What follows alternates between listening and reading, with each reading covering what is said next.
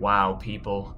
When I uploaded my video criticizing Fallout 4 2 weeks ago, I expected to get maybe 25 views at most, not over 10,000.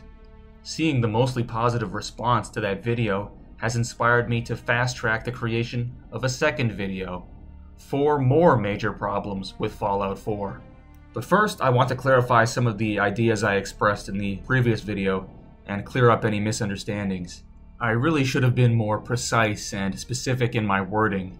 I used the words remove and RPG-style combat mechanics next to each other, which surely made some people think that I wish Fallout 4 had been turned into Fallout of Duty, apocalyptic warfare, instead of what we got, and I can see how someone might make that assumption.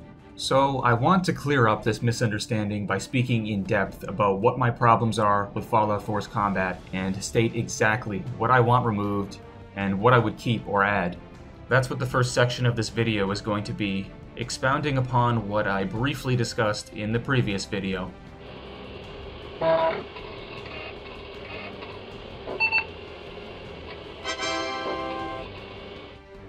Maybe I shouldn't have used the phrase RPG-style combat mechanics at all, because that label only causes confusion.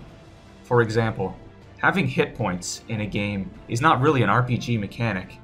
Any game that has enemies you defeat is going to have hit points, even if there's no visible bar or number on screen telling you how much health an enemy has remaining.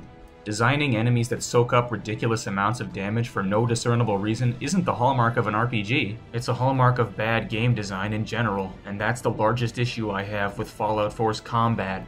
The enemies can take way too much punishment, especially in the late game. Some of the strongest enemy types even level with the player, meaning they gain extra health every level just like you do. Even enemies that don't level with you still scale to an insane degree.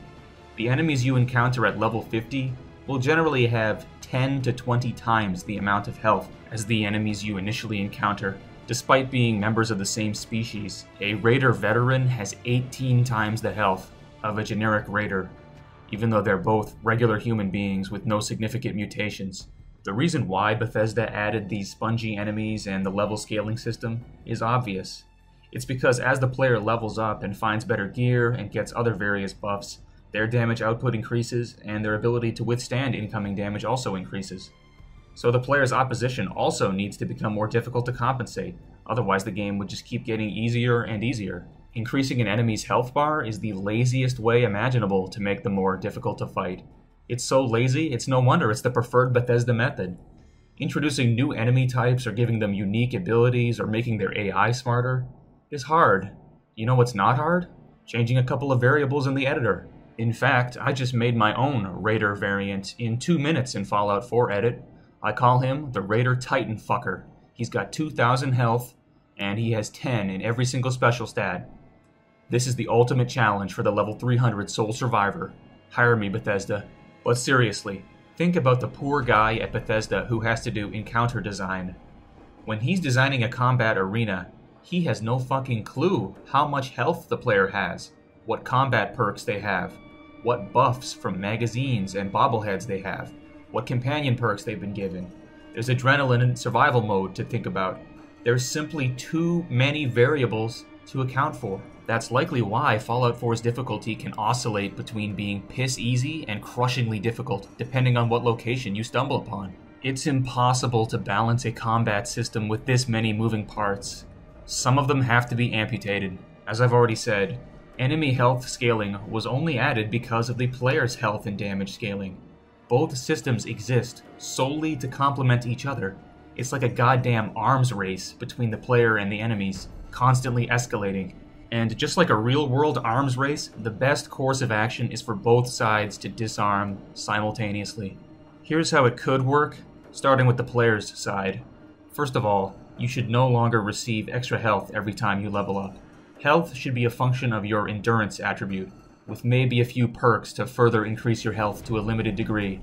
This change alone would have massive positive implications for the game.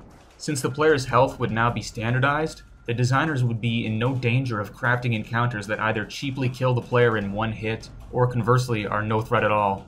Second, all of the perks and magazines that do nothing except increase the player's damage with a certain class of weaponry or against a particular enemy type have got to go. The perks should be replaced with ones that have more interesting effects, and the magazines could give out new hairstyles or settlement objects, maybe some new minigames instead. And weapon upgrades that do nothing except increase damage should also be replaced with more interesting options. This would also have massive positive implications for the game. It would no longer be possible to break the entire game with overpowered gear, synergizing with the right damage perks. As for the enemy side, high-level enemy variants should have at most perhaps twice the health of their low-level counterparts, not 20 times the health. Legendary enemies should just be removed entirely, along with the shitty legendary loot mechanic. Look, I know some people might say they like the legendary system, but let's be honest here. 90% of the time when you find a legendary weapon or armor piece, you end up disappointed because it's either a shitty legendary effect or it's on a piece of gear you have no interest in using. Legendary drops suck. The entire system is built off of randomness, which is a problem in a franchise where your character build should be based on deliberate choices that you make as a player, not left up to RNGesus. Everything good about the legendary system could be repurposed for other game mechanics. For example, many legendary effects such as explosive, wounding, and irradiated would make more sense if they were implemented as different ammo types instead, like in Fallout New Vegas. Other effects could be turned into weapon and armor modifications to add more meat onto the bones of those systems. And some legendary effects, like Never Ending, are just straight up magic that belongs back in the Elder Scrolls and not in this franchise. A smaller issue that exacerbates the bullet sponge enemy problem is Fallout 4's armor system. I appreciate that armor pieces are now split across each limb, plus the torso and head, unlike in Fallout 3 and New Vegas, where you only had body and head armor. However, this just highlights the problem which always existed of armor being a single variable that applies to the entire character model, not only the body parts that it actually covers. How does wearing a helmet protect a person's torso? How does wearing knee pads protect from a bullet to the head? I can sort of understand having a unified armor statistic for the player, because it would be very inconvenient to have to keep track of 6 different armor values, one for each body part. But there's no justification for having the exact same system for the enemy. In a game where you can slow down time and target an opponent's body parts individually, why is it that every one of these body parts always has the same armor value? It would be great if you could notice that a raider isn't wearing any leg armor and strategically target the legs to do more damage. This would reward observant players and help solve the problem of VATS combat being nothing more than repetitively targeting the head or other singular weak point.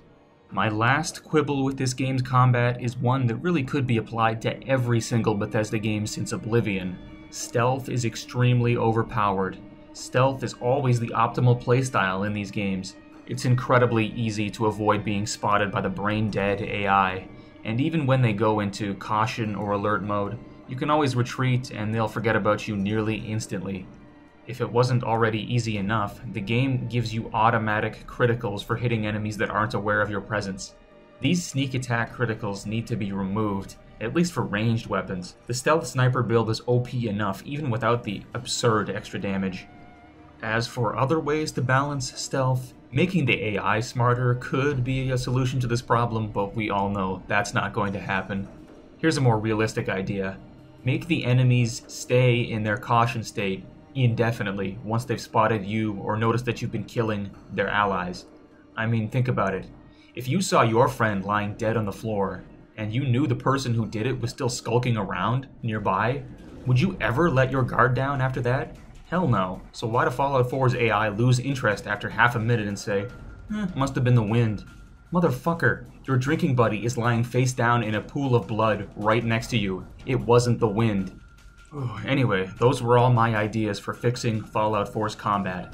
I know this was the longest section of the video, so I hope you got something out of it. Maybe you don't agree with all of my suggestions, or you have your own ideas that I didn't think about. Leave a comment if that's the case, and let's move on to my next point.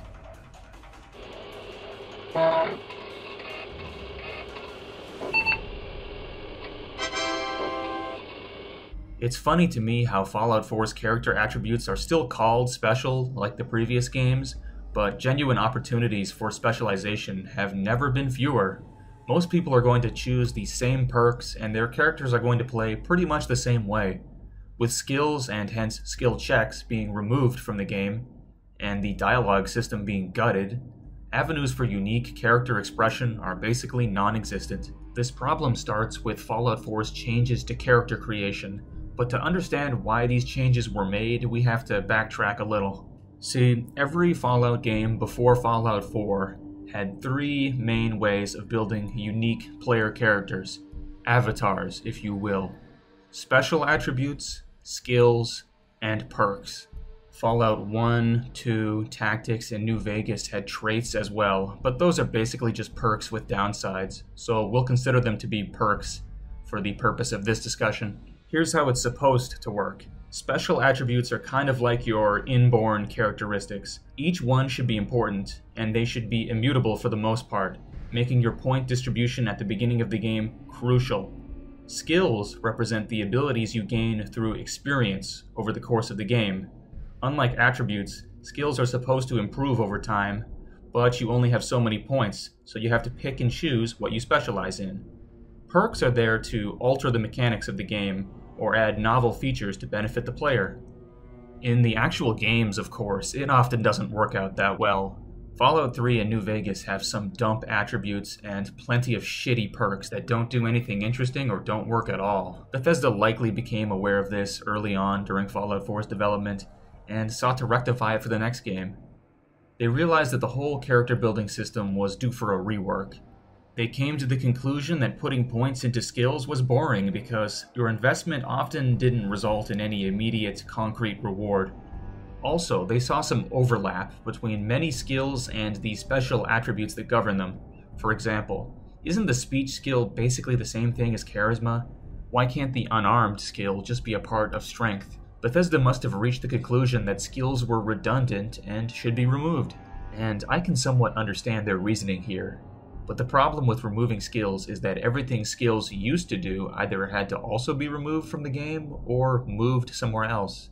If you take a look at Fallout 3's list of skills, you'll see that in Fallout 4, energy weapons and repair got the axe completely, speech and barter were merged into the charisma attribute, and the rest of the skills ended up as perks scattered throughout the chart.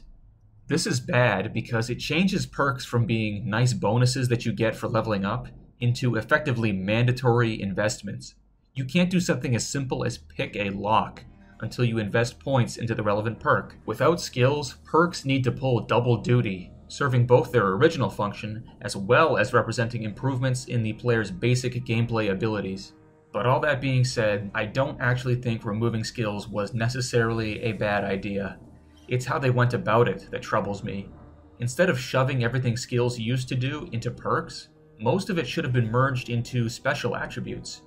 For example, lockpicking and hacking could have been made into a resource-based system where your perception and intelligence reduce the number of bobby pins or computer spikes respectively required to open a door or hack a terminal. If Fallout 4 had liberally used special checks the same way Fallout New Vegas used skill checks, I would have no problem with the removal of skills. Imagine if you could use your strength attribute to intimidate people. Perception could be used for seeing through lies or investigative tasks. Intelligence could be used in situations where knowledge is required for a quest. It would be a huge improvement, but sadly that's not the way it works. Only your charisma actually matters in dialogue, and the other special attributes are almost exclusively relegated to combat. There are a handful of special checks scattered throughout the game, but they are extremely few in number. It's no exaggeration to say that you could do a casual playthrough of the entire game without ever being told, no, you can't do that because the character you built isn't capable of doing it. The only time you'll ever bemoan your choice of special stats is if you want to pick a perk that requires a higher stat than you have. But even in that situation, you can forgo picking a perk for a few levels and bump up the base stat to the point where you can pick the perk anyways.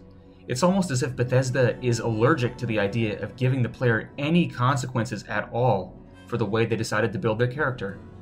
And that observation makes a great segue into the next section of my video.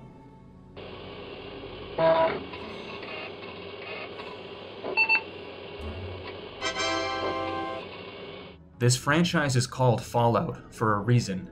That title is not merely referring to radioactive fallout, but also to the fallout from the player's actions during the game. I'm not sure if Bethesda ever figured that out, even though it was pretty damn obvious to me. And I have microcephaly, so what's their excuse?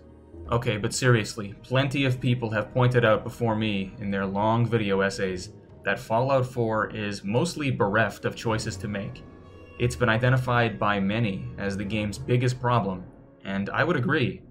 But I'm going to go a step further and point out that even when the game does give you a choice, it's usually a binary choice, and very rarely does it result in any meaningful consequences because Bethesda, for whatever reason, fears giving the player any punishment for their actions. Let's look at a few examples from specific quests. Take the quest Hole in the Wall. You go through a dungeon full of diseased mole rats and have to decide at the end whether you want to use the cure on yourself or give it to a dying child. If you decide to keep the serum for yourself, condemning a child to die, there are no consequences other than a few people saying they're angry at you, which is no consequence at all, really. Why don't they kick you out of their vault permanently and turn hostile if you refuse to leave? If you give the serum to the kid, assuming you got bitten by the mole rats, you only lose 10 HP permanently, which is just about 2 level ups worth of health.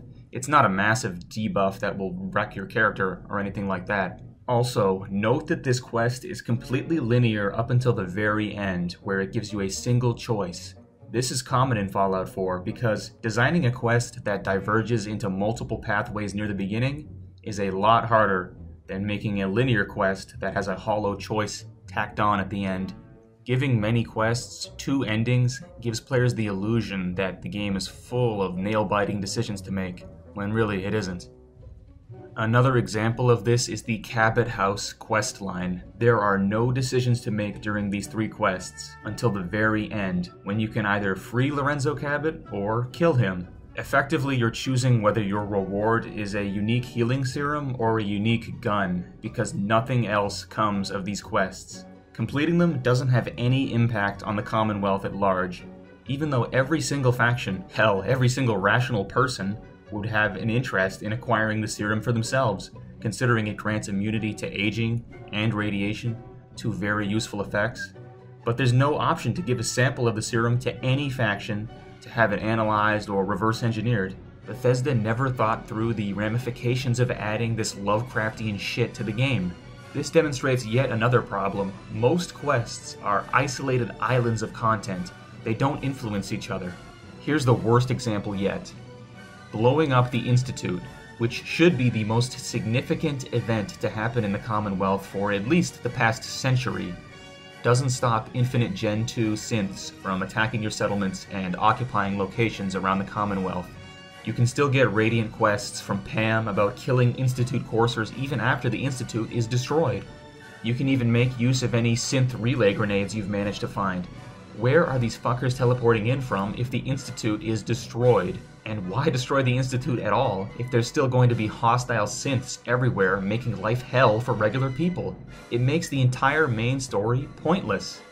Bethesda could have easily removed synth spawns from the game after the ending, but I think they just didn't want players to lose access to legendary synth armor and Institute laser guns, because in Fallout 4, narrative cohesion plays second fiddle to being able to find unique loot.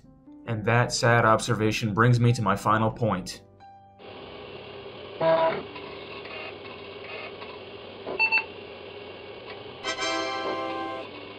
On the corpses of super mutant raiding parties, one can occasionally find a torn note labeled Super Mutants Orders. The note simply says, kill, loot, return. When I saw this note for the first time, I laughed and thought, wow, that's Fallout 4's main gameplay loop right there. You go to a location on the map populated with generic enemies, kill them all, grab everything that isn't tied down until you hit your carrying capacity, and then return to the nearest settlement to drop off the loot. While you're there, maybe you do some building or upgrading your equipment, then you go back out into the world and do it all over again. This gameplay loop can be very fun, addicting even. It's a testament to how amazing this loop is that even people like me who see Fallout 4's major flaws will still put hundreds of hours into the game, just wandering around, finding our own enjoyment, and ignoring the terrible quests and characters. If Bethesda could take kill, loot, return, and somewhere in between insert meeting interesting characters, taking on quests with branching storylines, and making difficult choices, they would have themselves the recipe for a game of the decade contender. Here's an analogy. Imagine if Fallout New Vegas had several more caves and ruins around Goodsprings to explore. Imagine if there was a repeatable quest to hunt geckos and bring their hides back to Sunny Smiles. These would be good additions to the game, right? But if they were added at the expense of simplifying Ghost Town Gunfight so you can no longer side with the Powder Gangers, and that faction was turned into generic raiders that try to kill you for no reason, it would not be worth it. In the same way, none of the new mechanics that Fallout 4 added are bad. What's bad is that they became the main focus of the game, and they almost certainly took away precious development time from what should have been the main focus: quests and world building. And that is the end of my script for this video. Sorry the final section was so short. I had to cut out some parts of this video to have any hope of releasing it today. I think you can understand. And in any case, sometimes you can say a lot with a little, and I hope that's what I've done here. Will I make a third part to this series and find 4 more problems with Fallout 4? I don't know. It depends on if I can find 2 brain cells to rub together. For now, toodles!